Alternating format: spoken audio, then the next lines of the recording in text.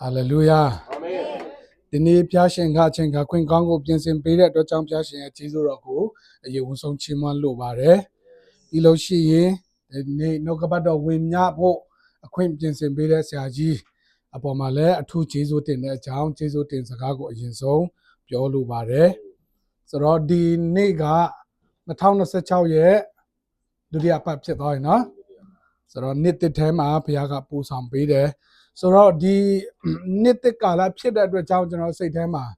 The chain net but the have pep unyare. So, William a chawya kale, a chain the color the yadi the net but the wisdom yampia, a jango general William is in Tara pit there. A man of Yamalu here, Toto cat there. The need general Peter Gouncing a spiritual jet lag. So, a chain yadi, qua charging jow, winning year show twin one edge. So, Patama so any ne pageant chanza garo, Ditana chan kanji to, a pine a tick or yin papa, my below she set it go alo do the papuchan of paycoach in there. Chanote out there, Ditana chan kanji to, a pine a tick or papa me. Captain a ya at web, tamatado a chinka she, counting out she captain a chown case at web, to a chain she.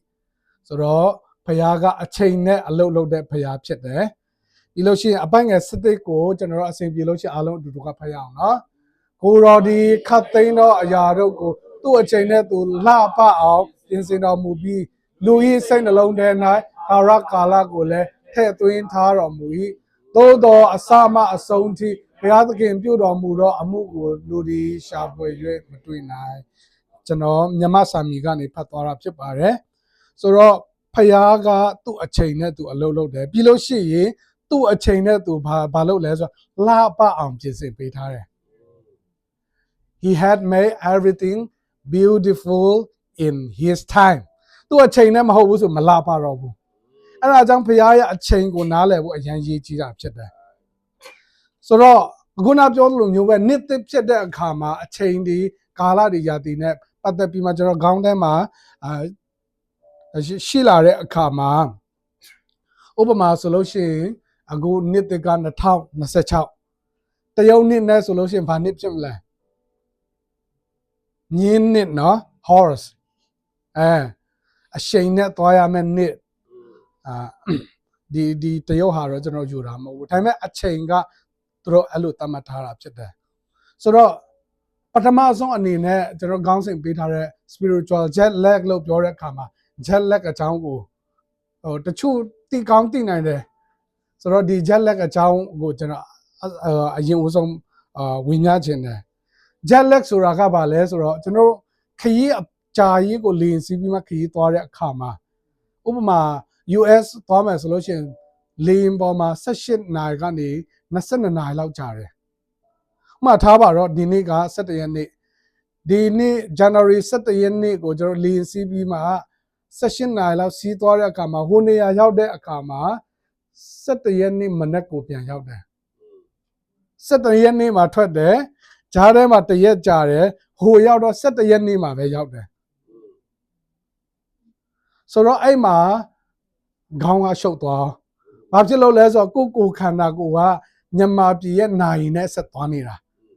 And I don't okay, Tori Ludi soon, all little kai out there. Mabjilo les or Hubema Manepsini be met, Yamabjima. Nya a chain chinny that was a 2 year cool canagua, a chinny.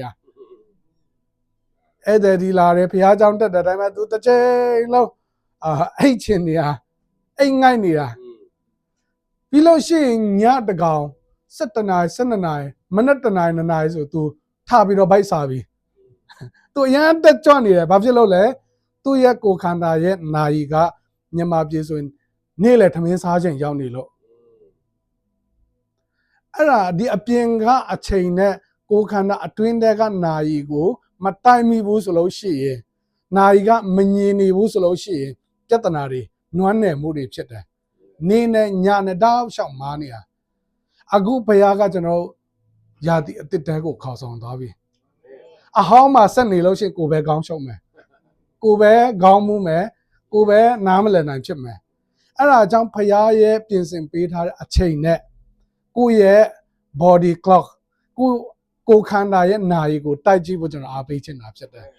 ဟာလေလုယာဖခင်ကထူးဆန်းတဲ့အရာတွေကြီးမြတ်သောအရာတွေအကောင်းမြတ်ဆုံးသောအချိန်ကိုခေါ်ဆောင်တော့မှာဖြစ်တယ်ဒါပေမဲ့အတိတ်ရဲ့ limitation နဲ့ပဲဆက်နေမယ်ဆိုလို့ရှိရင်ဒီကောင်းကြီးကိုယ့်အတွက်ကရမှာမဟုတ်ဘူးရခဲ့ရင်တော့မှရမှန်းသိမှာမဟုတ်ဘူးသူများတက်ကြွနေတဲ့ချိန်မှာကိုယ်အိမ်ငိုင်းနေမယ်သူများနားတဲ့ချိန်မှာကိုယ်ထပြီးတော့တက်ကြွနေမယ်ဘယ်လို့မှအဆင်မပြေဘူးအဲ့ဒါကအဓိကပါလဲဆိုအချိန်ကွာခြားခြင်းကြောင့်ဖြစ်တယ်ပြီးလို့ရှိရင်ကားမှုတတ်တဲ့လူရှိမှထင်တယ် motion sickness စေပညာဆရာဝန်တွေအခေါ်ရ motion sickness လို့ခေါ်တယ်ဘာဖြစ်လို့ကားမှုကြတယ်လဲဆိုတော့ကိုမြင်တဲ့အမြင်မှာတစ်ပင်တွေအိမ်တွေတောက်လျှောက်ပြေးနေတယ်ဒါပေမဲ့ကိုယ်ခန္ဓာကိုယ်ကတနေရာမှာထိုင်နေတဲ့အတွက်ကြောင့်ကိုယ်အုံနောက်ကနားမလည်နိုင်ဘူးငါသွားနေတာပါလားအတိတစ်ခုရှိတယ်ဒါပေမဲ့သူ့ကိုယ်ခန္ဓာကဒီထဲမှာငြိမ်နေတဲ့အခါမှာသူမတွက်ချက်တတ်တော့ဘူးအဲ့မှာရှုပ်ထွေးသွားတာ time and space မှာပြဿနာဖြစ်နေတာပြီးလို့ချင်းကျွန်တော်တို့ဖျားဖန်ဆင်းထားပေးတဲ့ကျွန်တော်နားထဲမှာအရေးတစ်ခုရှိရယ်ဒီအရေးကလှုပ်ရှားမှုအတိုင်းမှာကိုယ့်ရဲ့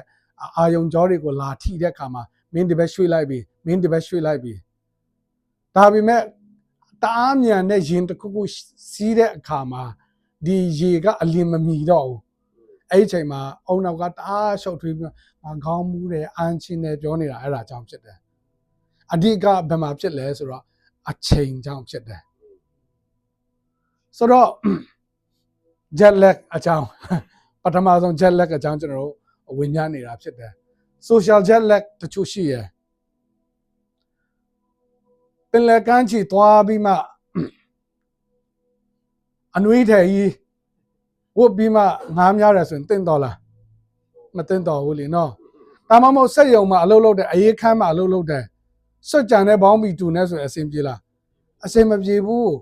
စွတ်ကြဲဝတ်တာကပြဿနာမဟုတ်ဘူးအနွေးထည်ဝတ်တာကပြဿနာမဟုတ်ဘူးဒါပေမဲ့နေရာနဲ့အချိန်နဲ့မားနေတာ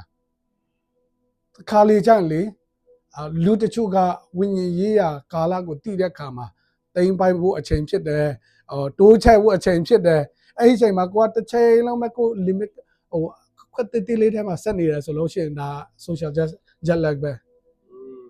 ဆိုတော့အချိန်နိုင်ကိုနားလည်တတ်ဖို့အရင်လိုအပ်တာဖြစ်တယ်ဒီအတိုင်းပဲဥပမာဆိုလို့ရှိရင် orchestra တန်ဆောင်တီးဝိုင်းတွေမှာဆိုလို့ရှိရင်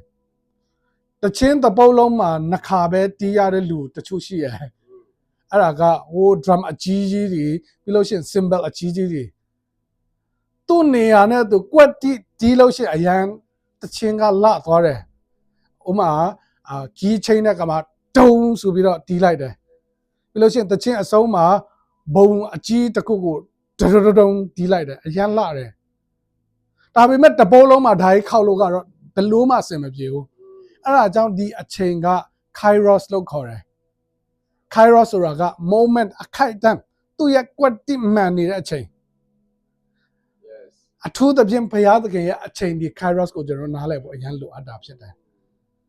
ဆိုတော့ဘုရားသခင်ကတော့ငကူကလေးကအရာရာတိုင်းကိုသူ့အချိန်နဲ့သူလှပအောင်သူပြင်ဆင်ပြီးသားဖြစ်တယ်ဒီအချိန်ကိုကျွန်တော်တို့တည်ဖို့ပဲဖမ်းနိုင်ဖို့ပဲလိုအပ်တာဖြစ်တယ်အဲ့ဒါနဲ့ပတ်သက်တဲ့ဉာဏ်ပညာကိုကျွန်တော်တို့ရရှိဖို့လိုအပ်တာဖြစ်တယ်ခါလေးကြရင်တော့စားပြီးပြီလားဆိုတဲ့စကားကမသိတော့တာရှိလားမရှိဘူးနော်ဒါပေမဲ့အိမ်သားကနေထွက်ချင်းမှစားပြီးပြီလားဆရာဆိုရင်အစိမ်မပြေဘူးလေနော်ခါလေးကြရင်လေကျွန်တော်တို့ဖျားအတွက်စက်ကတ်တယ်လုံနေတဲ့အခါမှာခါလေးကြရင်အချိန်နဲ့နေရာလွဲနေတတ်တယ်အဲ့ဒါကိုပြောချင်တာဖြစ်တယ်အဲ့ဒါကြောင့်ဣတိရေလလူတွေကဂျုံခံရအေဂုတ်တုပြည်ကနေနှစ်ပေါင်းအများကြီးအကြာကြီးဂျုံခံတယ်ဒါပေမဲ့ဖျားကသူတို့ကယ်ထုတ်မဲ့အခါမှာတညတည်းနဲ့ကယ်ထုတ်တယ်အဲ့မှာသူတို့ spiritual jet lag ဖြစ်ကောဂျုံမဟုတ်တော့ဘူးထွက်သွားပြီဒါပေမဲ့ပြဿနာကြုံတိုင်းမှာပါဖြစ်လဲဟိုနေရာမှာဆိုစားစရာရှိပါတယ်ဟိုနေရာမှာဆိုရင်တင်းချိုင်းတွေရှိပါတယ်ပြဿနာတစ်ခုခုဆိုတစ်ချိန်လုံးဖြစ်တင်နေတာအဲ့ဒါ spiritual jet lag ပဲကိုပြန်စမ်းစစ်ဖို့လိုအပ်တယ်တစ်ချိန်လုံးပဲတရားခံရှာနေတယ်ဆိုလို့ချင်း ငါဝိညာဉ်နဲ့ပဲဟိုဘုရားပို့ဆောင်ပေးမယ်ငါကိုယ်ခန္ဓာကမလိုက်သေးဘူးဒီနာရီကိုငါတိုက်ကြည့်မှဖြစ်မယ်ဘာဖြစ်လို့လဲဆိုတော့ဒီဣတရီလလူတွေကလေနှစ်ပေါင်း40လောက်ကိုသူတို့ body clock နဲ့ဘုရားရဲ့နာရီနဲ့တိုက်လို့ကိုမပြီးတော့ဘူးကျွန်တော်ရဲ့တိုးတက်မှုကို expansion ကို announce ဖြစ်စေတာကဒီအချိန်ကိုမသိချင်းဖြစ်တယ်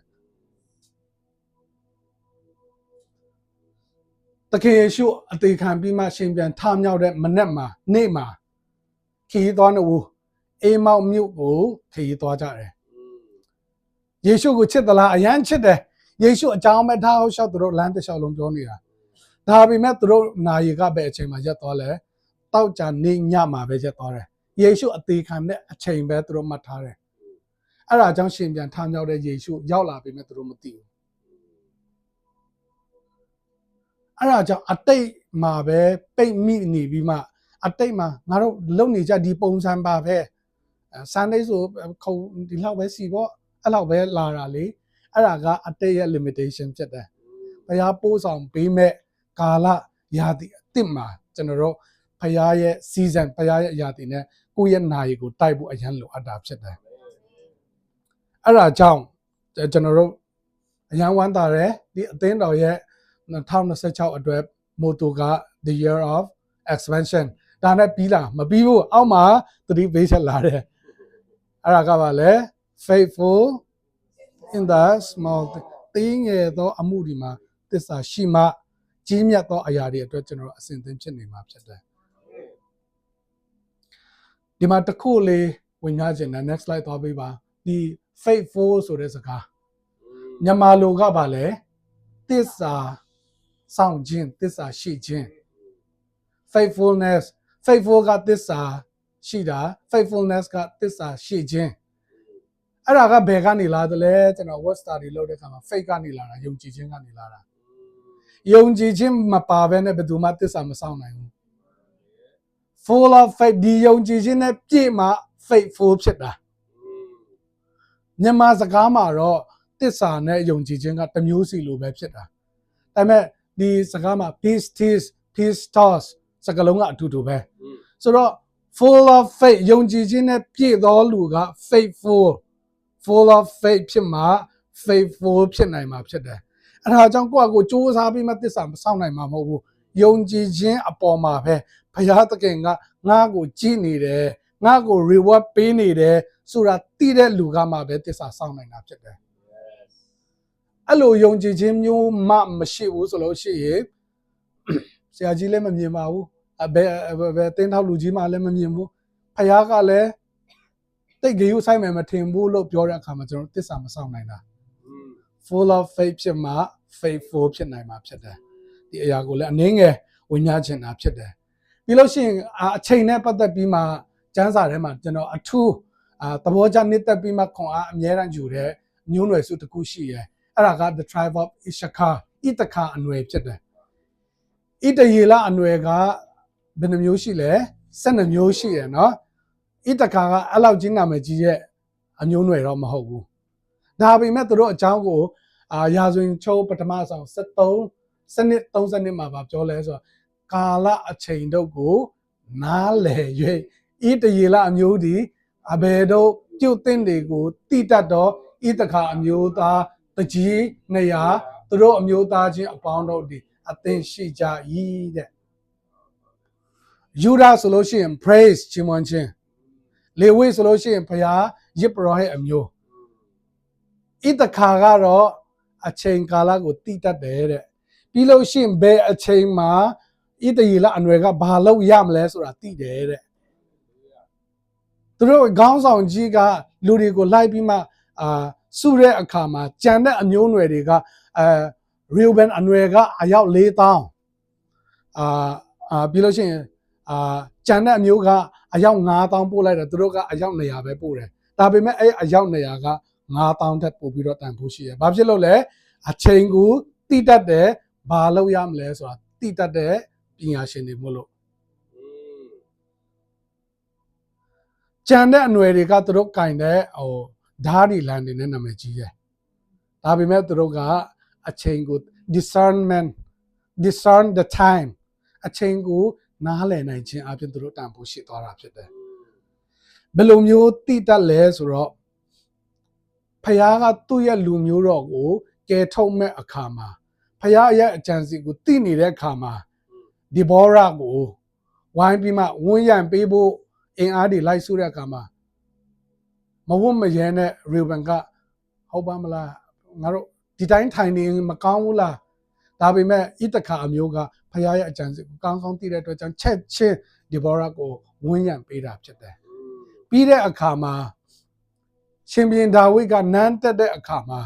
သူ့ကိုအရင်ဆုံးဝန်းရံတာကဒီအမျိုးဖြစ်တယ်။ဘာဖြစ်လို့လဲဆိုတော့သူတို့ကရှောလူရဲ့ခက်ကုန်ပြီးဒါဝိဒ်ရဲ့ခက်ရောက်ပြီဆိုတော့သူတို့သိနေတဲ့အတွက်ကြောင့်ဖြစ်တယ်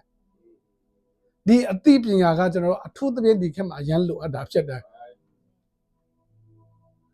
ဆိုတော့ဒီသူတို့အကြောင်းကိုကျွန်တော်လေ့လာတဲ့အခါမှာအချိန်ကာလအချိန်ကိုနားလည်ရွေးဆိုတာကများသောအားဖြင့်သူတို့ကျယ်ဒီလာဒီကြည့်ပြီးမှဒီနှစ်ကတော့ဘယ်လကနေစပြီးမှမူးရွာနိုင်တယ်ပြီးလို့ရှိရင်ကျယ်ကဒီဘက်ရွှေ့လာတယ်အေးလာမယ်ပိုလာမယ်စသဖြင့်နဲ့ခတ်တရားတွေနဲ့ပတ်သက်တဲ့အသိပညာဖြစ်တယ်ဒါပေမဲ့အဲ့လောက်နဲ့ပြီးသွားလားဆိုမပြီးသွားဘူးဒါကိုသိတဲ့အပြင်အေးတရေလားကဘာလုပ်ရမလဲဖခင်ရဲ့အထက်နဲ့ဆိုင်သောအကြံစီကိုသိပြီးမှမြေကြီးပေါ်မှာဘာလုပ်ရမလဲဆိုတဲ့ဟာကိုသိတဲ့ပညာဖြစ်တယ်တချို့ဆိုရင် prophecy ကိုအရန်သိရဒါပေမဲ့နောက်တစ်ပတ် Monday ဘာလို့ရမှမသိဘူးဣသခါအနွယ်ကဖခင်ရဲ့ prophecy ကောင်းကင်ရဲ့အကြံစီကိုသိတယ်လို့ဘာလို့ရမလဲဆိုတာကောင်းကောင်းသိတဲ့အနွယ်ဖြစ်တယ်ဣသခါရဲ့ anointing ဘုရားရှင်ကအရောက်တိုင်းကောင်းချီးပေးပါစေအာမင်ဆိုတော့ they started heaven ကောင်းကင်ကိုလေ့လာတယ်တနည်းပြောမှဆိုကျမ်းစာကိုလေ့လာတယ်ပြီးတဲ့အပြင်နေ့စဉ်အသက်တာမှာဘယ်လိုမျိုးအသုံးချရမလဲဆိုတာသိတဲ့ပညာဖြစ်တယ်တချို့ဆိုကျမ်းစာကြီးပဲအကုန်ကျွမ်းနေပြီးမှ Hebrew လို Greek လိုဘယ်တော့ကရေးတာဒါပေမဲ့နေ့စဉ်အသက်တာမှာဘယ်လိုအသုံးချရမလဲဆိုတာမသိဘူးတချို့ဆိုရင်အရန်လက်တွေ့ဆန်တယ်ဒါပေမဲ့သူလက်တွေ့ဆန်တဲ့ဟာကနှုတ်ကပတ်တော်နဲ့မညီပြန်ဘူးဆိုတော့ဒီပညာဂျက်လက်မဖြစ်ဖို့အချိန်ကာလကွာခြားခြင်းကြောင့်ခေါင်းမူးတာမူးဝေတာအော့အန်တာမဖြစ်ဖို့ကျွန်တော်ဒီပညာကအထူးသဖြင့်လိုအပ်တာဖြစ်တယ်အဲ့ဒါကြောင့်next slide မှာဆိုရင်စာလံ119ခုမြောက်သောစာလံအပိုင်းက105မှာဖတ်ရအောင်နှုတ်ကပတ်တော်ဒီအကျွန်ုပ်ခြေရှိမှာမြေခွက်ပြည့်ရအကျွန်ုပ်ရန်ကြီးကိုလင်းစေပါ၏ဒါကရှင်းရှင်းလေးပဲဘာလုပ်ရမလဲဆိုတာနှုတ်ကပတ်တော်အပြင်မှာကျွန်တော်သိနိုင်တာဖြစ်တယ်ပြီးလို့ရှိရင်ဒီနှုတ်ကပတ်တော်ကဟိုလမ်းဆုံးကိုညွန်ပေးနေတဲ့ slide မီးမဟုတ်ဘူးတင်ခြေလမ်းတိုင်းမှာတလန်းချင်းအတွက်သူညွန်ကြပေးနေတဲ့မြေခွက်ဖြစ်တယ်အဲ့ဒါကြောင့်နှစ်သက်မှာကျမ်းစာနိုင်တယ်အဲ့ဒါနဲ့မပြီးသွားဘူးเนาะနေ့တိုင်းဖတ်မှကိုနေ့တိုင်းအတွက်ရမှာဖြစ်တယ်စာကြောင်းတစ်ကြောင်းရှိရယ်ဘုရားရဲ့နှုတ်ကပတ်တော်ကနေ့ထိုးနေ့မြတ်မှာစားရတဲ့ cake မဟုတ်ဘူးတဲ့ daily bread ဖြစ်တယ်တဲ့ခါလေကျရင်ကျွန်တော် birthday cake လိုမျိုးတစ်နေ့မှာတစ်ချိန်ပဲ share စားတာလေဒါပေမဲ့နှုတ်ကပတ်တော်က daily bread နေ့တိုင်းစားရတဲ့အစာဖြစ်တယ်ကျွန်တော်အသက်တာမှာလဲဒါကိုဘာဖြစ်လို့အရန်အလေးထားပြီးပြောတယ်လဲဆိုတော့ဒီလွန်ခဲ့တဲ့1လ2လ3လအတွင်းမှာကျွန်တော်အနေနဲ့ဆုံးဖြတ်ရတအားခက်တဲ့အရာတွေကြုံရတယ်အစိုးနဲ့အကောင်းဆိုရင်ဘယ်သူမှဆိုလွဲတယ်နော်အဖြူနဲ့အမဲဆိုရွေးရတာလွဲတယ်အဖြူချင်းကိုရွေးတဲ့အခါမှာတအားခက်သွားပြီနှစ်ခုလုံးကဖရားရဲ့အကြံစီပဲနှစ်ခုလုံးကလည်းဖရားရဲ့အမှုတော်ဆောင်ခြင်းပဲဒါပေမဲ့ရွေးစရာနှစ်ခုရှိလာတဲ့အခါမှာဒီ wisdom ကအရင်လိုအပ်လာတာဖြစ်တယ်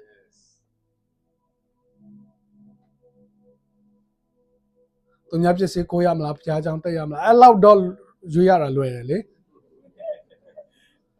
ဒါပေမဲ့ဖရားကြောင့်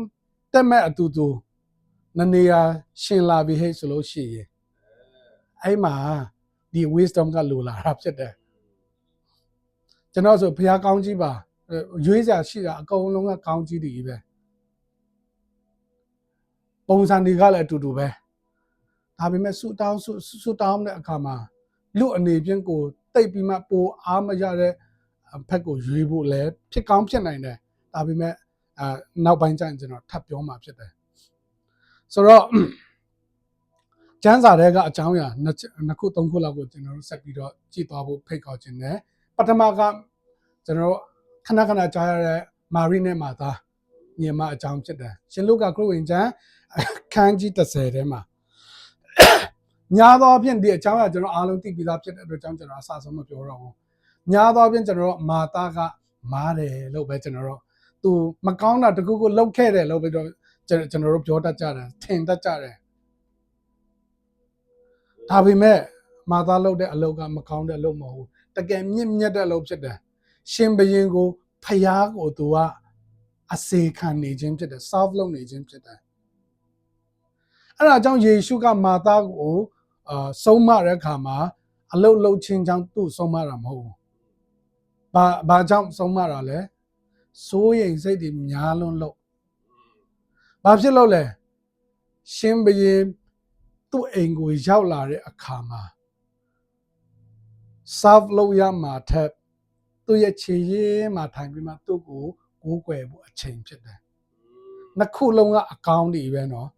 နှစ်ခုလုံးကဖရားအတွက်ပဲနော်ဘယ်အချိန်မှာဘာလုပ်ရမလဲဆိုတော့ပညာကအရင်လိုတာဖြစ်တယ်မယ်ရီကတော့ the best ကိုရွေးလိုက်တာဖြစ်တယ်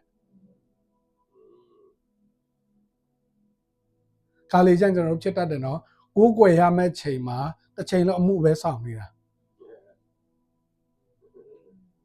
တချို့ကြပြန်တော့လေအမှုဆောင်မဲ့အချိန်မှာတစ်ချိန်လုံးကိုးကွယ်တချို့ကြတော့ကိုးကွယ်မဲ့အချိန်မှာအလုပ်ပဲလုပ်ချင်နေတာတချို့ကအလုပ်လုပ်မဲ့ချိန်မှာတစ်ချိန်လုံးဆူတောင်းရအောင်လုပ်နေတာသူ့အချိန်နဲ့သူရှိရဘုရားက make beautiful in its time ကျွန်တော်2026မှာ expansion အကြီးကျယ်လုပ်မဲ့အခါမှာခြေလမ်းတိုင်းကိုဒီအရာကညွှန်ပြသွားမှာဖြစ်တယ် hallelujah ဒုတိယချက်မောရှေထွန်းမြောက်အကျမ်းအခန်းကြီး14ထဲမှာသူတို့ကြုံခံရပြေကနေဘုရားကကယ်ထုတ်ပြီးသွားပြီသူတို့အေဂုတ်တုကနေထွက်သွားပြီဒါပေမဲ့အရှိမတားဆီးနေတာကပင်လယ်နီတားဆီးနေတယ်အနောက်ကနေရန်သူတွေလိုက်လာနေတယ်ဒီအချိန်မှာကျွန်တော်အတွက်အရန် shock ရစေတဲ့ဟာတစ်ခုရှိရယ်မောရှေက cry out to God သူဘုရားကိုငိုကြွေးပြီးမှဆုတောင်းတယ်ဘုရားကဘယ်လိုပြန်ဖြေလဲ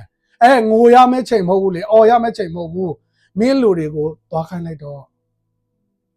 ခါလေးကျရင်လေကျွန်တော်ဆုတောင်းရအောင်ဘုရားကလှုပ်တော့လေဒါလှုပ်ရမယ့်ချိန်လေ March ခြေလန်းလန်းရမယ့်ချိန်လေဆုတောင်းမယ့်ချိန်မဟုတ်တော့ဘူးပြောနေတဲ့အချိန်လဲရှိကောင်းရှိနိုင်တယ်ဒီအချိန်မှာမောရှေက prayer meeting အစည်းအဝေးခေါ်လိုက်ပြီးမှဆိုလို့ရှိ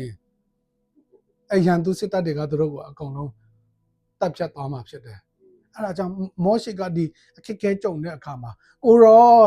ကိုငိုတယ်အော်ဟစ်တယ်တနည်းပြောမှဆိုရင်သူ worship လုပ်ဖို့ဖြစ်နေတယ်ဖခင်ကိုကိုးကွယ်ဖို့ဖခင်ရဲ့မျက်နာကိုရှာဖို့ဖခင်ရဲ့ခြေတော်ရင်းမှနေရရှာတဲ့အခါမှာဖခင်ကဒါထိုင်ရမယ့်ချိန်မဟုတ်ဘူးသွားမင်းလူတွေအခုချက်ချင်းပဲတက်ခိုင်းလိုက်ပါအဲ့ဒါကြောင့်ကျွန်တော်တို့ year of expansion မှာလုပ်ရမယ့်ချိန်မှာလုပ်ရအောင်အာမင်ဟာ hallelujah yes Mary ရဲ့အချိန်က worship kairos ဖြစ်တယ်မောရှေအတွက်ကတော့ marching kairos ဖြစ်တယ်တွားရမယ့်ချိန်အစေခံရမယ့်ချိန်လှုပ်ဆောင်ရမယ့်ချိန်ဖြစ်တယ်တတိယယောရှုခန်းကြီး9အပိုင်ငယ်73 15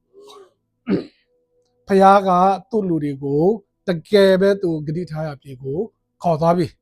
ပထမဆုံးအဝူသီးအနေနဲ့ဂျေရခုံမြို့ကိုသိမ်းပိုက်ဖို့ဖြစ်လာတယ်သိမ်းပိုက်မဲ့အခါမှာဖခင်ကလည်းယောရှုကိုခေါင်း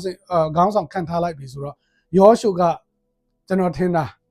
သူပြင်ဆင်ကောင်းပြင်ဆင်လိမ့်မယ်တက်ကြွရင်လည်းတက်ကြွလိမ့်မယ်ဓာတ်တွေသွေးကောင်းသွေးလိမ့်မယ်အဲ့ဒါနဲ့ယေရခုံမြို့ယိုနာမှာသူရောက်သွားတဲ့အခါမှာဒအိမ်ကနေဓာတ်ထုတ်ပြီးမှရက်နေတဲ့လူတယောက်ကိုသူမြင်တဲ့အခါမှာယောရှုကသူ့ချင်းကပ်ပြီးမှသင်္ကားငါတို့ဖွဲ့လာဟိုဘက်ဖွဲ့လာတခါတည်းရှင်းအောင်ပြောတဲ့အခါမှာအဲ့လူကြီးကဘယ်အဖွဲမှမဟုတ်ဘူးတဲ့ဖခင်ရဲ့တပ်မိုးဖြစ်တယ်တဲ့ခေါင်းကင်တမန်ဖြစ်တယ်တဲ့အဲ့ချိန်မှာချက်ချင်းယောရှုကမြေပေါ်မှာဝတ်ပြီးမှသူ့ကိုးကွယ်တဲ့အခါမှာ Bible scholar တော်တော်များများကဒီကောင်းကင်တမန်ကယေရှုကိုယ်တိုင်ဖြစ်မယ်တဲ့။ဘာဖြစ်လို့လဲဆိုတော့ကောင်းကင်တမန်ကအကူအကွယ်မခံဘူးလေ။ဒါပေမဲ့ဒီအချိန်မှာ तू မတားဘူးဆိုတော့ကူးကွယ်ခိုင်းတယ်ဆိုတော့ယေရှုကိုယ်တိုင်သူ့ကိုစကားပြောနေတာ။အဲ့ဒီအချိန်မှာကိုရောကျွန်တော်ဘာလုပ်ရမလဲမေးတဲ့အခါမှာမင်းဓာတ်ကိုတွေးလိုက်မပြောဘူး။ဘာပြောလဲ။တင်နှင်းသောအရကမြင်ညက်ဖြစ်သည်။တင့်ချင်နှင်းကိုချွတ်လောမင်းကိုးကွယ်ရမယ့်ချိန်တာ။ Battlefield ကရှေ့မှာအထင်ကြီးပဲသူလုံးရမယ့်အရာကတအားရှင်းနေတယ်ဝင်ပြီးမှတိမ်ပိုက်ဖို့ခါလေကျရင်ကျွန်တော်တို့ကမာတာရဲ့မုံနဲ့ကျွန်တော်ပြင်နေတာဒါကထုတ်ထားပြီးသားကိုတော့လှုပ်ဆိုလှုပ်တော့မယ်လေဒီအချိန်မှာမဟုတ်ဘူးမင်းဖနာချောဒါမင်းကူးကွယ်ရမယ့်ချိန်ဘုရားကအဲ့ချိန်လဲကျွန်တော်တို့အတွက်ပြင်ဆင်ကောင်းပြင်ဆင်နိုင်တယ်နော်နှစ်သိမှာခြေလန်းသစ်တကယ်လှမ်းမဲ့အချိန်မှာမဟုတ်ဘူးခဏနာအောင်ငါခြေရင်းမှာပဲတန်ရှင်းသောမြေမှာပဲအရင်တိုးထောက်လိုက်ပြောကောင်းပြောနိုင်တယ်ဒါကိုကျွန်တော် formula နဲ့ပြောလို့မရဘူးဆိုတော့အချိန်တိုင်းမှာသူ့ရဲ့စကားပြောခြင်းကိုရမှကျွန်တော် step တိုင်းကိုမလွဲမှဖြစ်တယ်အဲ့ဒါကြောင့်ကျွန်တော်ပြောတဲ့ကိုးကွယ်ရမယ့်ချိန် worship kairos အမှုဆောင်ရမယ့်ချိန် marching သို့မဟုတ်serving kairos ကိုဘယ်လိုမျိုးကျွန်တော်တို့နားလည်နိုင်မလဲဘယ်လိုမျိုးခွဲခြားကြမလဲဒီအကြောင်းအရာလေးကိုအနေငယ်ထပ်ပြီးမှဝင်ရခြင်းတယ်နံပါတ်1တစ်ချက်က the peace filter ငြိမ်သက်မှုရှိသလားအထဲမှာငြိမ်သက်မှုရှိသလားမာတာကစူးစမ်းပြီးတော့လုပ်နေတယ်သူငြိမ်သက်သလားမငြိမ်သက်ဘူးဆိုရင်ဒါသိချတယ်ဒါ serving ချိန်မဟုတ်ဘူး worship ချိန်ဖြစ်တယ်ကိုစူးစမ်းပြီးတော့လုပ်နေတယ်ဒါပေမဲ့အထဲမှာငြိမ်သက်ခြင်းမရှိဘူးသူများမလုပ်တဲ့လူကိုပဲလိုက်ပြီးမှမြင်နေတယ်ဆိုလို့ရှိရင်မင်းမလုပ်နဲ့တော့ခဏနားပြီးမှဘုရားကိုအရင်ကိုးကွယ်အဲ့ဒါကအရန်ရှင်းလင်းတဲ့ filter တစ်ခုဖြစ်တယ်အေလိယအသက်တာမှာဆိုလို့ရှိရင်ကာမယ်တောင်ပေါ်တက်သွားတယ်ကျွန်တော်အားလုံးသိပြီးသားပါဘာလာ prophet တွေကိုကြီးကြဲစွာအနိုင်ယူခဲ့တယ်ခေါင်းကင်ကနေလည်းမိကြဆင်းလာတယ်ပြီးတဲ့အခါသူဘာလုပ်လဲ depression ဝင်တယ်သူအရန်ကြောက်တယ်ထွက်ပြေးပြီးမှအဲ့မှာကြားထဲမှာသူပြောတဲ့ဘုရားကိုပြောတဲ့စကားတွေကိုတော့ကျွန်တော်ကအဖိုးအဖေးတွေထက်ပိုဒါရမမြတ်ပါဘူးကျွန်တော်တတ်လိုက်ပါတော့ကျွန်တော်ကသာကိုရောအတွက်အရန်လောဘကြီးနေတာသစ္စာရှိနေတာကျွန်တော်တယောက်တည်းပဲကြံတော့တယ်ကြံတဲ့အမှုတော်ဆောင်တွေကအကုန်လုံးကဘာလဘုရားရှိမှာဘုရားကဟုတ်ဘူးနော်ငါမှအယောက်9000တောင်မှရှိနေသေးရဲ့နော်သူများကိုတစ်ချိန်လုံးမြင်နေပြီဆိုလို့ရှိရင်ဒါနားရမယ့်ချိန်ဖြစ်တယ်မချင်တဲ့ဘူးဘုရားမှုတော်တော့ဆောင်တယ်ငြိမ်သက်မှုမရှိဘူးဆိုလို့ရှိရင်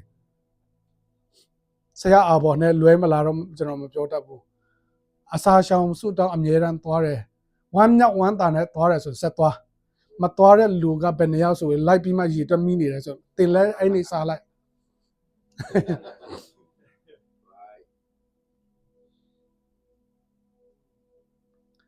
ဒုတိယအချက်ဘယ်လိုမျိုးခွဲခြားမလဲဆိုတော့ the command filter ရှင်းလင်းသောစေခိုင်းချက်ရှိပြီးသားလားကျွန်တော်အမြဲတမ်းခွန်အားရပြီးမှအမြဲတမ်းပြောတဲ့စကားရှိတယ်God's last command is your current assignment ဖခင်ကအစ်စ်မဖော်ပြဘူးဆိုလို့ရှိရင်သူနောက်ဆုံးဖော်ပြတဲ့အရာကိုပဲပြီးတဲ့အထိဆက်လုပ်သွားယောနာသူဆိုရင်အရန်ရှင်းတယ်နော်ဖခင်သူ့စေခိုင်းတာကဘယ်ကိုလဲနေနဝေကိုတော့ကျွန်တော်ကိုတကယ်သွားဖို့အလိုတော်ရှိတယ်ဆိုထပ်တောင်းစရာမလိုတော့ဘူးအဲ့လောက်ရှင်းနေပြီသားခါလေကျလေကျွန်တော်တို့တိတ်မလုတ်ချင်တဲ့ဟာဆိုရင်အရန်စုပြီးထတောင်းတယ်တိတ်မလုတ်ချင်သေးလို့နော်မောရှေအတွက်ဆိုရင်ခုနပြောသလိုမျိုးစကားတော်ကနှုတ်ကပတ်တော်ကရောက်လာပြီးသွားတော့ဆိုလို့ရှိရင်အဲ့ချိန်ကဆူတောင်းရမယ့်ချိန်မဟုတ်ဘူးမျက်နာရှာရမယ့်ချိန်လည်းမဟုတ်ဘူးခြေတော်ရင်းမှာတက်လုံးနေခြင်းမဟုတ်ဘူးသွားရမယ့်ချိန်သူ့စကားကသူ့ရဲ့စေခိုင်းချက်ကရှင်းရှင်းလင်းလင်းရတာပြီးပြီလားဥ မာအနေနဲ့ဆိုလို့ရှိရင်အချင်းချင်းခွင့်လွှတ်ကြပါဒါကကျမ်းစာကသိရှင်းတယ်နော်အဲ့မှာကိုရောကျွန်တော်ကိုမိုးဇက်ကိုတကယ်ခွင့်လွှတ်ရမှာလားကိုရောလူတော်ရှိရထပ်တောင်းစမလို့တော့တော့ရှင်းနေပြီသားအဲ့ဒါကြောင့်ရှင်းလင်းတဲ့ဟာကိုရှင်းလင်းပြီးသားဆိုလို့ရှိရင်ကျွန်တော်တို့ serving time matching kairos ဖြစ်တယ်အာမင်တတိယချက်ကရလာအတီးပွင့်ဖြင့်အကဲဖြတ်ခြင်းခါလေးကျဘုရားကကျွန်တော်တို့စောင့်ခိုင်းတယ်ကျွန်တော်ကောင်းကောင်းသင်ယူရရှိတယ်ဒီ waiting စောင့်ရတဲ့သင်ခန်းစာတော့ကျွန်တော်ကောင်းကောင်းပြီးခဲ့တဲ့နှစ်ထဲမှာသင်ယူခဲ့တယ်စောင့်တယ်ဆိုဘာမှမခက်တယ်လို့ပဲနော်ဒါပေမဲ့အခက်ဆုံးအဲ့ဒါဖခင်ကကျွန်တော်တို့ခဏနာဖို့ခဏ rest လုပ်ဖို့ဒါမှမဟုတ်ခဏလေးစောင့်ဖို့ပြောထားတယ်ဆိုပြီးမှကျွန်တော်နားလိုက်တဲ့ချိန်မှာဒီနားချင်းကကျွန်တော်တို့ကိုငြိမ်သက်မှုပေးသလားအပြင်းပဲကြီးစေသလားအပြင်းကြီးစေတယ်ဆိုလို့ရှိရင်အဲ့ဒါဖခင်ပြောတာမဟုတ်ဘူးခဏနားကြပါဦးခဏလေးချင်းနေစောင့်ကြည့်ရအောင်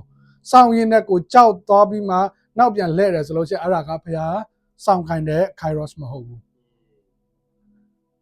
ပြီးလို့ရှိရင်ကျွန်တော်တို့စူးစမ်းပြီးတော့လုပ်ကြမယ်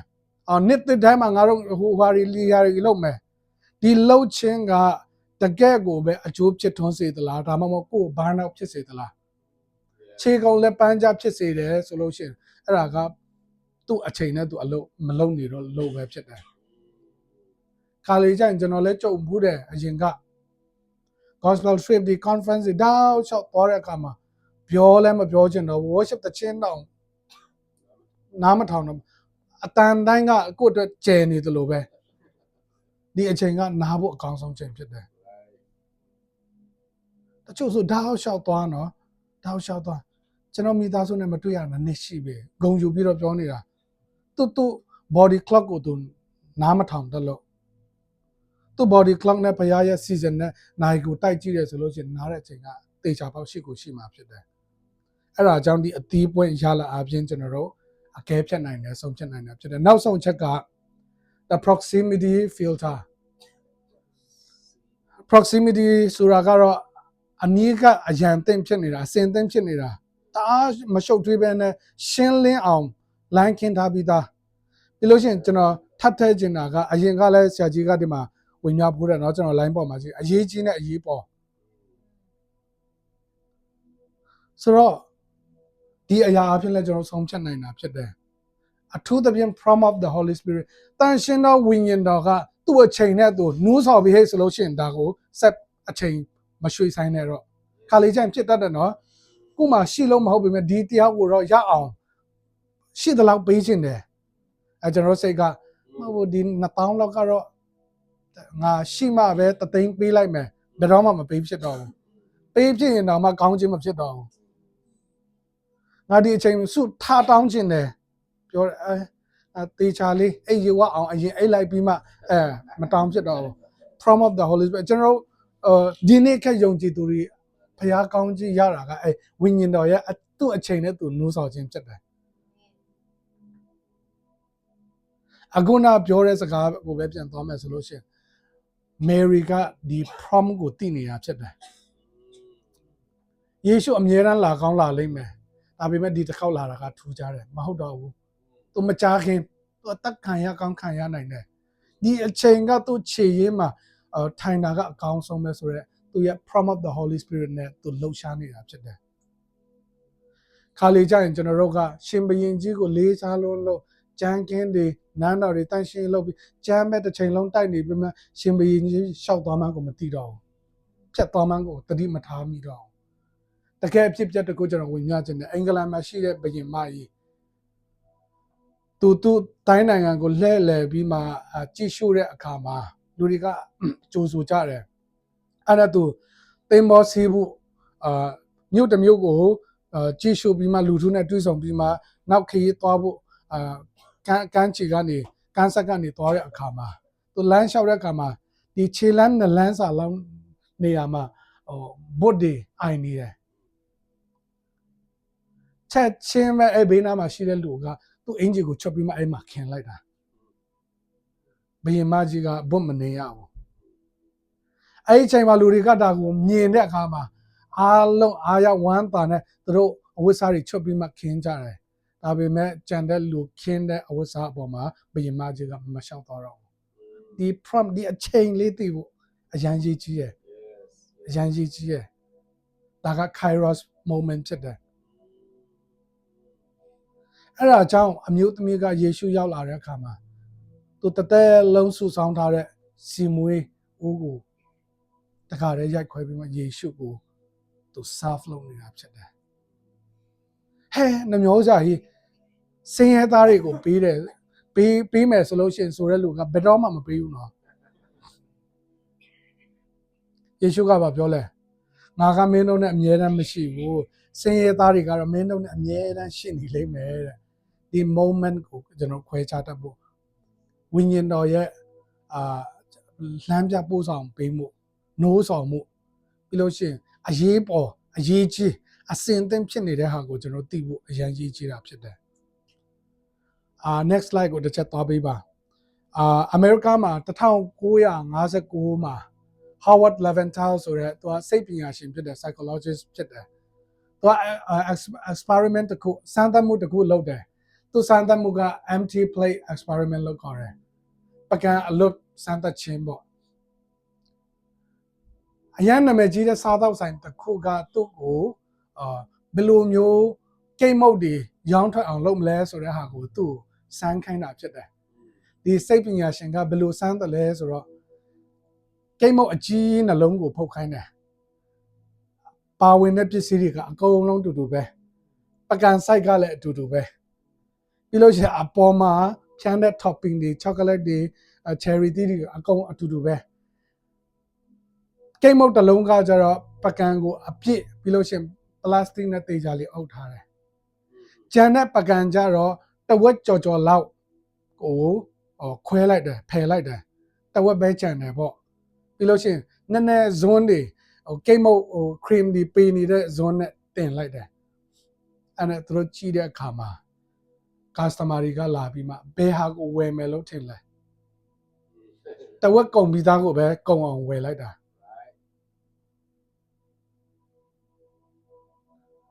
အဲ့ဒါကြောင့်ဒီအကြောင်းအရာကိုစီးပွားရေးသမားတွေကကောင်းကောင်းသိနေတော့လေသူတို့ခရီးသွားလုပ်ငန်းတွေဒါမှမဟုတ်လင်းလက်မရောင်းတဲ့လူတွေဆိုရင်မေးကြည့်လိုက်ရှိသေးရဲ့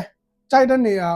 ရွေးလို့ရတယ်ဆိုလို့ရှိရင်ကျွန်တော်တို့အဲ့ဒါဆိုမနေ့ပြန်ကျွန်တော်ပြန် confirm လုပ်မယ်နော်ဒီဟာကိုတည်တဲ့လူတွေကခုံနှလုံးပဲကြံတော့တယ်ဆိုလို့ရှိရင်အမြန်အခုချက်ချင်းပတ်စံလွဲတာ urgency လေအရေးပေါ်ဖြစ်မှုကိုလူတွေကအသေးအံလိုက်နေကြတာအဲ့ဒါကြောင့်ဒီ Apple company က iPhone model အသစ် launch လုပ်တဲ့အခါမှာလိုတလောက်ရလားမရဘူးညကလေးကလမ်းပေါ်မှာအိပ်ပြီးမှတန်းစီရတယ်သူမရောင်းနိုင်လို့လားရောင်းနိုင်တာပေါ့ဒါပေမဲ့ဒီအရာကရှားပါတယ်အခွင့်အရေးမှန်သိအောင်လို့တမင်တက်အလုံး100ပဲရောင်းပေးတာတော့လုပ်တာလူတွေကလည်းအဲ့ဒါကိုပဲအယုံမှုဆွဲလန်းကြတာโอเคဖျားပေးတဲ့အသက်ကရောကျွန်တော်2026ဒီဇင်ဘာ31ထိတေချာသလားဒီကောင်းနဲ့တွေးကြည့်လို့ရှိရင်ဒီနေ့ငါကိုးကွယ်ဖို့အကောင်းဆုံးချိန်ပဲဒီနေ့ငါအစေခံဖို့အကောင်းဆုံးအချိန်ပဲသူတပားကိုခွင့်လွှတ်ဖို့ဒီနေ့ကတော့အလုံးဝရေးပေါ်ပဲကုံတော့မှာမဟုတ်လို့ရှိရင်လေနှစ်စာပဲရှိသေးရဲ့ခွင့်လွှတ်ရင်လည်း master လောက်မှအရန်သေချာနေတယ်လို့နဲ့နော်ကျွန်တော်တို့လည်းဘာမှမသေချာဘူးလေလူတယောက်တည်းဆူတောင်းပေးတယ်ဒါမှမဟုတ်အကူကြီးပေးတယ်ဆိုလို့ရှိရင်ငါလားစာရမှမဟုတ်ဘူးတင်လားစာရမှတသိန်းပေးတာထက်အခုနိုးစော်မှုခံရတယ်ဆိုရင်အခု1000ပေးလိုက်တာကသူ့အတွက်တန်ဖို့အရန်ကြီးရဖြစ်တယ်အဲ့ဒါကဖခင်ရဲ့ Kairos ဖြစ်တယ်အဲ့လိုမျိုးအသက်ရှင်နိုင်မှတော်ကာကြမယ်ဒီနောက်ဆုံးသောကာလမှာဖခင်ကအချိန်နဲ့အလုပ်လုပ်နေတယ်တအားလဲညံတယ်အဲ့ဒါကြောင့်အသက်ရဲ့အချိန်ကိုပဲအခုခန္ဓာကိုခြံထားခဲ့တယ်ဆိုလို့ရှိရင်ကိုတစ်ချိန်လုံးဂျက်လက်ဖြစ်မယ်သူများကိုတစ်ချိန်လုံးအပြစ်တင်မယ်ကြုံတဲ့အရာတိုင်းကကိုယ့်အတွက်မထင်ထားဘူးအဲ့ဒါပဲတစ်ချိန်လုံးဖြစ်မယ် ပြီးလို့ရှိရင်အတိတ်ကိုပဲတစ်ချိန်လုံးပြန်တန်းကျွန်တော်တို့ရန်ငိမ့်စတုန်းကအဲ့လိုမျိုးတွေခဏခဏပြောဖြစ်မိတယ်ဆိုလို့ရှိရင်ဒီအချိန်နဲ့ကိုလိုက်မသွားလို့ပဲလွန်ခဲ့တဲ့9နှစ်ကဆိုရင်ငါတို့ကဖိလိပ္ပိဩဝါဒစာထဲမှာရှင်ပေါလုကပြောလဲဆိုတော့ကျွန်တော် paraphrase ပဲပြောလိုက်မယ်ငါပြည့်စုံတယ်လို့မဆိုလိုဘူးတဲ့ဒါပေမဲ့ငါပြည့်စုံအောင်အတတ်နိုင်ဆုံးငါစူးစမ်းတယ်ယုံကြည်ခြင်းတန်းမှာကြီးရင်တော့ mature ဖြစ်တဲ့တင်တို့လည်းဒီအတိုင်းလုပ်ပါတဲ့မလုပ်ခဲ့ရင်တော့မှဖယားကတင်တို့ကိုပေါ်ပြလိမ့်မယ်မလုပ်အောင်ဖယားကဒီအရာကိုတုံသင်လိမ့်မယ်တဲ့ဆိုတော့ဝိညာဉ်ထဲမှာယဉ်ချက်တော်အသက်တာဆိုတာကြံတဲ့အကြောင်းအရာအများကြီးရှိလိမ့်မယ်ဖိလိပ္ပိဩဝါဒစာခန်းကြီး3ထဲမှာရှင်ပေါလုပြောတဲ့အရာကတစ်ချက်ပဲနောက်ကြသောအရာကိုမိထားမယ်အရှိကိုကမ်းလှမ်းပြီးမှပန်းတော်နိုင်ကိုပြေးသွားမယ်ပြီးရင်ဆက်ဖတ်လို့ရှိရင်ဝိညာဉ်ရေးရာယဉ်ချက်တော်လူတွေကဒီလိုလုပ်ရမှာဖြစ်တယ်မလုပ်ခဲ့ရင်တော့မှဖခင်ကတင်တို့ကိုရှင်းလင်းစွာပေါ်ပြလိမ့်မယ်လို့ပြောတာဖြစ်တယ်အဲဒါကြောင့်ဝိညာဉ်ရေးရာယဉ်ချက်ခြင်းသို့မဟုတ်ဖခင်ရဲ့အချိန်နဲ့ကိုယ့်ရဲ့အချိန်ကိုက်ညီခြင်းဆိုတာကအတိတ်မှာပဲအေဂုတ်တုရဲ့ခွဲတန်းခွက်လေးနဲ့ပဲဆက်မသွားတော့ပဲနဲ့အာမင်ရှေ့မှာပြုတ်မဲ့ဖခင်ပြုတ်မဲ့အမှုအသစ်တွေကြီးမြတ်သောအမှုတွေကြီးမားသောတိုးထက်ခြင်းတွေအတွက်ကျွန်တော်တို့နှလုံးသားကိုလည်းကျယ်ဝန်းစွာထားပြီးမှအချိန်သူ့အချိန်နဲ့သူ့အချိန်နဲ့သူ step by step နှုတ်ကပတ်တော်အပြင်ကျွန်တော်ရှောက်လန်းဖို့ကျွန်တော်ဝင်မြချင်တာဖြစ်တယ်ဟာလေလုယာ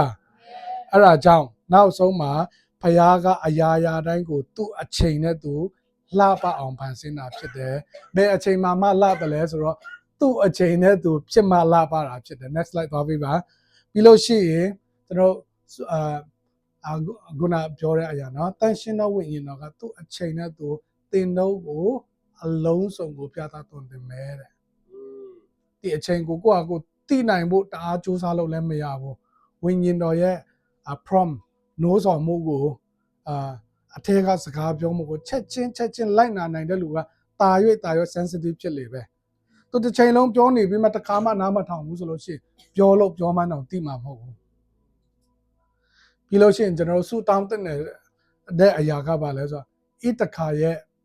anointing ကျွန်တော်ပေးပါဒါကအရင်ဆူတောင်းတဲ့အရာဖြစ်တယ်ကောင်းကင်ကိုကြည်ပြီးမှဒီမှာဘယ်လိုလှုပ်ရှားရမလဲဆိုတာသိတဲ့ပညာအချိန်ကာလကိုခွဲခြားတတ်တဲ့ပညာလူငယ်တွေများတဲ့အတွက်ကြောင့်ဒီအချိန်မှာမှနိုင်ငံခြားထွက်ရမလားထွက်ရမယ့်ချိန်လားနေရမယ့်ချိန်လားဒါတွေကစကျွန်တော်အရန်ရှုပ်ထွေးကြတယ်နော်အများသောအားဖြင့်ကျွန်တော်ဘာအားဖြင့်ဆုံးဖြတ်ကြလဲတငယ်ချင်းတွေလည်းသွားတယ်အ vision မရှိလို့ပဲဖခင်ရဲ့ rema မရလို့ပဲလူဒီလည်းလှုပ်တယ်အဲ့ဒါကြောင့်အိန္ဒိယကပါစတာကြီးတစ်ပါးကသူရဲ့တရားဟောချက်ကအရန်စိတ်ဝင်စားဖို့ကောင်းတယ်သူ thumbnail မှာဘာလို့လဲဆိုတော့ God ညီမျှခြင်း Google တဲ့ကျွန်ပြဿနာတစ်ခုခုဆိုလို့ရှိရင် Google ကိုမေးကြတယ် Facebook မှာလူကြိုက်များသလားများတယ်ဆိုရင်တို့မလိမ်တော့ပါဘူးအဲ့လိုတခြားသောအရာတွေကိုလိုက်ရှာမှလဲကျွန်တော်တို့ကအထဲမှာရှိနေရလေပြီးလို့ရှိရင်အထက်ကိုကြည့်ပြီးမှဒီမှာဘယ်လိုလှုပ်ရှားရမလဲဆိုတာသိတဲ့ပညာဣတခါရဲ့ anointing ဖြစ်တယ်အဲ့ဒါကိုကျွန်တော်တို့နှစ်သိမှာဖျားစီမှာတောင်းတင်တယ်လို့ကျွန်တော်ဝင်မြချင်တယ်ပြီးလို့ရှိရင်ကျွန်တော်ကိုးကွယ်ရမယ့်ချိန်နဲ့အစေခံရမယ့်ချိန်ကိုတေချာခွဲခြားတတ်ဖို့ဘယ်လိုမျိုးခွဲခြားကြမလဲဆိုတော့ Your word is a lamp unto my feet နှုတ်ကပတ်တော်ဒီကျွန်တော်ခြေရှိမှာမြည်ခွက်ဖြစ်တယ်နေ့စဉ်ဘယ်လိုအသက်ရှင်လှုပ်ရှားမလဲအဲ့ဒါကိုသွန်သင်တာနှုတ်ကပတ်တော်အားဖြင့်ဖြစ်တယ်ပြီးလို့ရှိရင်ငြိမ်သက်မှုရှိသလား peace filter နဲ့ကျွန်တော်တွားရမှာဖြစ်တယ်ကြိုးစားတော့လုပ်ပါရဲ့တစ်ချိန်လုံးဒေါသထွက်နေတယ်ဆိုလို့ရှိရင်နားရမယ့်ချိန်ပြီးလို့ရှိရင် the comment filter စွတောင်းပါအောင်မယ်ဘုရားကိုမေးပါအောင်ဘုရားကပြောပြီးသားကိုထက်ကမပြောဘူးနော်ကိုရောကျွန်တော်ကိုနေနဝေးကိုတကယ်ပဲသွားစေခြင်းတယ်ဆိုလို့ရှိရင်နမိတ်တစ်ခုခုပြမပြဘူးသိချတယ်ဘာဖြစ်လို့လဲရှင်းလင်းအောင်ပြောပြီးသားအဲ့ဒါကိုမလုံမိနေသေးတဲ့အရာတွေရှိနေသေးတယ်ဆိုလို့ချင်းအစ်စ်ဖော်ပြချက်ကလည်းမလာသေးဘူးနော်မလာဘူးအဲ့ဒါမပြီးမချင်းအစ်စ်မလာဘူး ပြီးလို့ရှိရင် the fruit အသီးပွင့်နဲ့ကျွန်တော်ရှင်ရမှာဖြစ်တယ်ငါလှုပ်ဆောင်ခြင်းဒီဘာနာကိုတအားပင်ပန်းစေသလားဒါမှမဟုတ်ကြီးမားသောအရာတွေကိုမြင်တွေ့စေသလားကိုယ့်ရဲ့စောင့်ဆိုင်ခြင်းကအပြင်းပဲကြီးစေသလားဒါမှမဟုတ်ဘာကိုဖြစ်စေသလဲအဲ့ဒါနဲ့ကျွန်တော်ရှင်ရမှာဖြစ်တယ်နောက်ဆုံးကအစင်သင့်အရန်သင့်ကိုရှိမှာချက်ချင်းလှုပ်လို့ရမယ့်အရာပြီးလို့ရှိရင်အထူးသဖြင့်ဝိညာဉ်တော်နိုးစော်ခြင်းဝိညာဉ်တော်မဆာခြင်းဝိညာဉ်တော်လမ်းပြခြင်းအပြင်ကျွန်တော်လှုပ်တဲ့အရာတွေ sense of urgency ငါဝယ်မှဖြစ်တော့မယ်တဝက်တောင်ကုန်နေပြီဒါကောင်းလို့ပဲလေဒါမျိုးစိတ်ထဲမှာဝိညာဉ်တော်အပြင်နိုးစော်မှုရှိရဆိုလို့ရှိရင်ဒါက worship အတွက်ပဲဖြစ်ဖြစ် serving အတွက်ပဲဖြစ်ဖြစ်အကောင်းဆုံးသောအချိန်ဖြစ်တယ်ဖခင်ကတော့အရာတိုင်းကိုသူ့အချိန်နဲ့သူအကောင်းဆုံးပြင်ဆင်ပြီးသားဖြစ်တယ်ဒီ wisdom တည်တဲ့လူကဖခင်ပြင်ဆင်ပေးတဲ့အရာကိုလှပစွာခိုးဆွတ်နိုင်မှာဖြစ်တယ်ဒါမှသာကျွန်တော်တို့ spiritual jet lag အချိန်ကွာခြားခြင်းကြောင့်မိုးဝေတာအော့အန်တာရှုပ်ထွေးတာမဖြစ်ဘူးနှုတ်ကပတ်တော်အဖြစ်ရောက်တိုင်းပြရှင်ကောင်းချီးပေးပါစေကျေးဇူးတင်တယ်